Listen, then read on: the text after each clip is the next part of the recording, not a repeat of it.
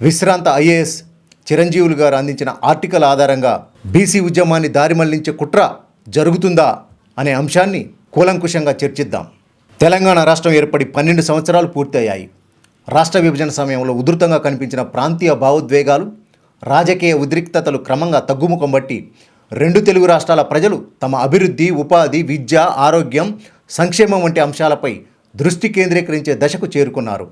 అయితే ఇటీవల కాలంలో కొందరు రాజకీయ నాయకులు చేస్తున్న వ్యాఖ్యలు, చేపడుతున్న రాజకీయ కార్యక్రమాలు చూస్తుంటే మరోసారి ప్రాంతీయ భావోద్వేగాలను రెచ్చగొట్టి రాజకీయ లబ్ధి పొందాలనే ప్రయత్నాలు జరుగుతున్నాయనే అనుమానాలు వ్యక్తమవుతున్నాయి. తెలంగాణ అనే పదం న్యాయ నిఘంటువులో లేదని కొందరు నాయకులు చేసిన వ్యాఖ్యలు తెలంగాణ ఉద్యమ చరిత్రను తక్కువ చేసి చూపే ప్రయత్నాలు, 2 రాష్ట్రాల ప్రజల మధ్య అపోహలు సృష్టించే ప్రకటనలు ప్రజాస్వామ్య రాజకీయాలకు మేలు చేసే అంశాలు కావు. ప్రజాస్వామ్యంలో భిన్నాభిప్రాయాలు సహజమే.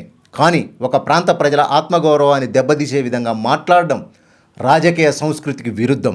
అదేవిధంగా ఆంధ్రప్రదేశ్ ఉప ముఖ్యమంత్రి పవన్ కళ్యాణ్ తెలంగాణ ఆవిర్భావ దినోత్సవం రోజునే జనసేన సమావేశాన్ని నిర్వహించడం, అదే సమయంలో తెలంగాణ ఎన్నికల్లో పోటీ చేస్తామని ప్రకటించడం కూడా రాజకీయ చర్చకు దారితీసింది.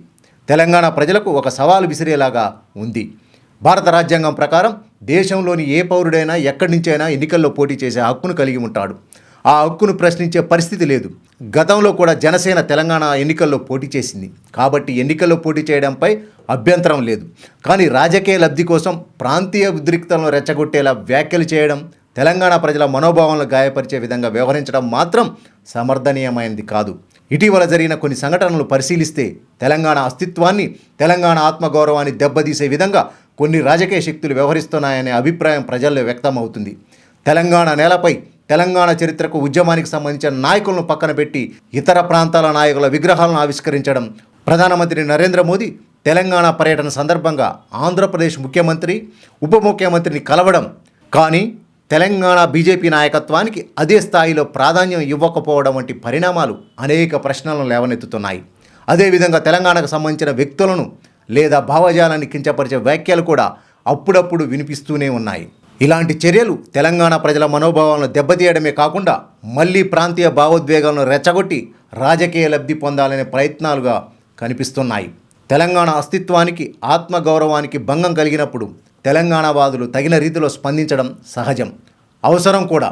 తెలంగాణలో ఒక సామెత ఉంది, నువ్వు ఇటుకతో కొడితే రాయితో సమాధానం చెప్పు, ఈట్కు పత్తర్సే జవాబ్ దే అని. అంటే మన ఆత్మగౌరవాన్ని కాపాడుకునే స్థాయిలో ప్రతిస్పందించాల్సిన అవసరం ఉంటుంది. అయితే అదే సమయంలో మనం ఒక విషయాన్ని మరవకూడదు. ప్రాంతీయ ఉద్రిక్తతలు, భావోద్వేగాలు పెరిగిన ప్రతిసారి సామాజిక న్యాయం, బీసీల రాజకీయ సాధికారిత, బహుజన హక్కుల వంటి అసలు ప్రశ్నలు చర్చ నుంచి పక్కకు వెళ్ళిపోయే ప్రమాదం ఉంటుంది. పాలక వర్గాలు కూడా చాలాసార్లు ఇలాంటి వివాదాలను ముందుకు తెచ్చి ప్రజల దృష్టిని మౌలిక సమస్యల నుంచి మళ్లించే ప్రయత్నం చేస్తుంటాయి. అందువల్ల తెలంగాణ అస్తిత్వాన్ని కాపాడుతూనే బీసీ ఉద్యమం లక్ష్యాలను, సామాజిక తెలంగాణ సాధన అనే ప్రధాన ఎజెండాను విస్మరించకూడదు. ప్రాంతీయ భావోద్వేగాల ప్రవాహంలో కొట్టుకుపోకుండా సామాజిక న్యాయం, ప్రాతినిధ్యం, రాజకీయ సాధికారత అనే బీసీ ఉద్యమం యొక్క ప్రధాన లక్ష్యాలపై దృష్టి నిలబెట్టుకోవడం నేటి అవసరం. తెలంగాణ అస్తిత్వ పరిరక్షణతో పాటు సామాజిక తెలంగాణ నిర్మాణం కూడా సమాంతరంగా సాగాలి. అదే బహుజన సమాజానికి మేలు చేసే మార్గం. ఇప్పటికే మీడియా ప్రజా సమస్యలను ప్రస్తావించి రాజకీయ పరిష్కార మార్గాలపై చర్చ జరపాల్సిన సమయంలో రాజకీయ నాయకుల మధ్య జరిగే వ్యక్తిగత విమర్శలు, వివాదాలు, వైరాలను అతిగా ప్రదర్శిస్తూ అసలు ప్రజా సమస్యలను మరుగున పడేస్తుంది. ఫలితంగా బహుజనులు తమ నిజమైన సమస్యలు ఏమిటో, వాటి పరిష్కారానికి ఎలా పోరాడాలో మర్చిపోయి రాజకీయ నాయకుల పరస్పర కొట్లాట్లకు ప్రేక్షకులుగా మారిపోతున్నారు. తమ హక్కులు, అవకాశాలు, జీవన సమస్యలపై సంఘటితంగా పోరాడాల్సిన ప్రజలు రాజకీయ నాటకాలలో భాగస్వాములై కాలం గడుపుతున్నారు.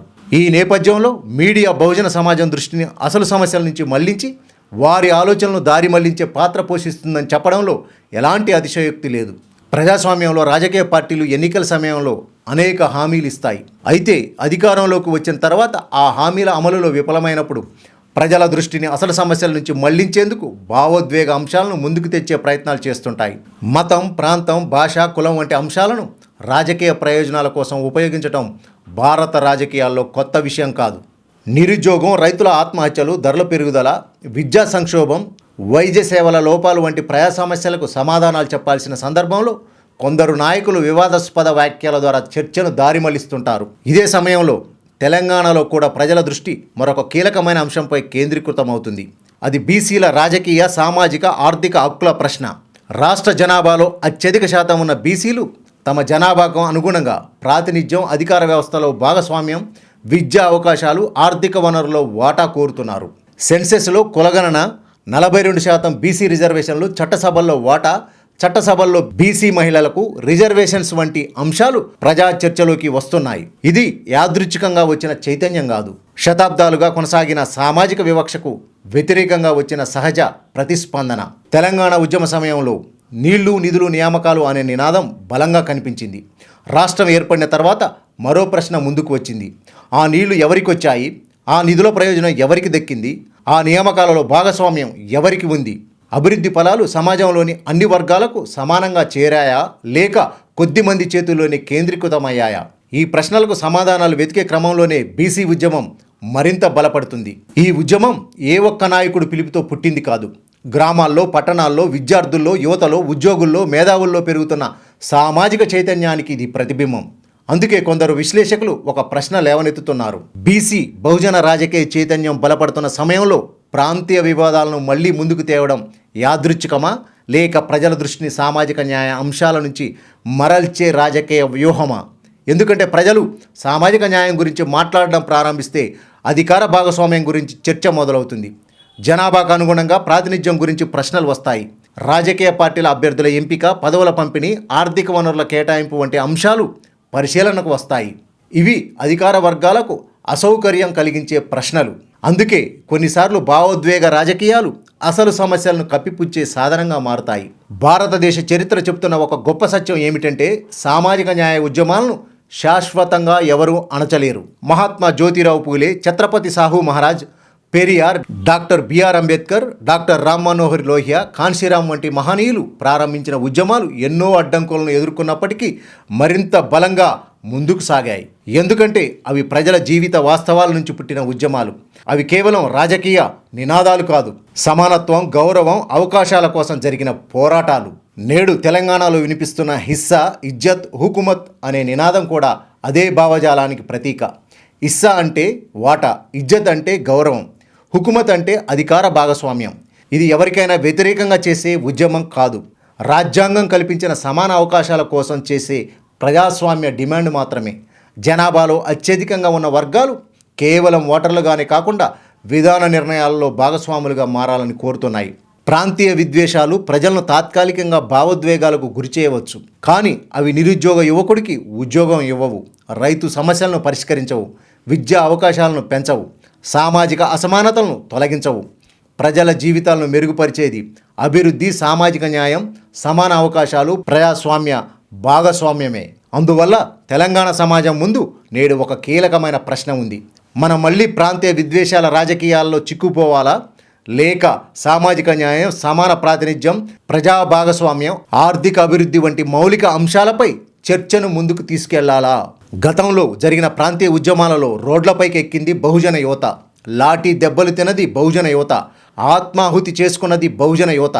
కానీ లాభం పొందింది ఆధిపత్య కులాలు. చరిత్ర చెప్తున్న పాఠం ఏమిటంటే, భావోద్వేగాలతో నడిచిన ఉద్యమాల్లో త్యాగాలు బహుజనులు చేస్తే ఫలాలు మాత్రం తరచుగా ఆధిపత్య వర్గాల చేతుల్లోకి వెళ్ళాయి.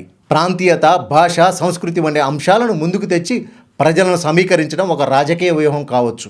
కానీ ఆ ఉద్యమాల అనంతరం సామాజిక న్యాయం, సమాన ప్రాతినిధ్యం, అధికార భాగస్వామ్యం ఎంత మేరకు సాధించబడిందన్నదే అసలు కొలమానం. తెలంగాణ ఉద్యమం భౌగోళిక రాష్ట్రాన్ని సాధించింది. ఇప్పుడు సామాజిక తెలంగాణను సాధించాల్సిన బాధ్యత మిగిలి ఉంది. భౌగోళిక తెలంగాణ సాధించడం ఒక చారిత్రక విజయం, కానీ సామాజిక తెలంగాణ నిర్మాణమే ఆ విజయానికి సంపూర్ణతను ఇస్తుంది. ప్రాంతీయ భావోద్వేగాలు తాత్కాలిక రాజకీయ లాభాలను ఇవ్వవచ్చు, కానీ సామాజిక న్యాయం మాత్రమే శాశ్వత సామాజిక శాంతి, సమాన అభివృద్ధి, ప్రజాస్వామ్య బలోపేతానికి దారితీస్తుంది. ప్రాంతీయ విద్వేషాలు బీసీల అసలు శత్రువు కావు. బీసీల రాజకీయ, సామాజిక ఎదుగుదలను అడ్డుకునే ఆధిపత్య శక్తులే అసలు సవాలు. అందువల్ల బీసీ సంఘాలు, బహుజన నాయకులు భావోద్వేగాలకు లోను కాకుండా బీసీ ఉద్యమాన్ని పక్కదారి పట్టించే కుట్రలను తిప్పికొట్టాలి. మన లక్ష్యం ప్రాంతీయ ఘర్షణలు కాదు, హిస్సా, ఇజ్జత్, హుకుమత్ సాధన. చివరగా ఆధిపత్య కులాల వారు తెలుసుకోవాల్సింది ఏమిటంటే, బీసీ ఉద్యమం అనేది ఆపితే ఆగేది కాదు. మీ కుట్రలు ఇప్పుడు ఇక్కడ పనిచేయవు. ఎందుకంటే ఇది రాజకీయ కార్యాలయాల్లో పుట్టిన ఉద్యమం కాదు, ప్రజల గుండెల్లో పుట్టిన ఉద్యమం. వారి శ్రమ, వారి ఆశలు, వారి ఆత్మగౌరవం కలిసిన ఉద్యమం. భౌగోళిక తెలంగాణను సాధించిన ఈ నేల సామాజిక తెలంగాణను కూడా సాధించే దిశగా ముందుకు సాగుతుంది. అదే అసలైన తెలంగాణ భవిష్యత్తు.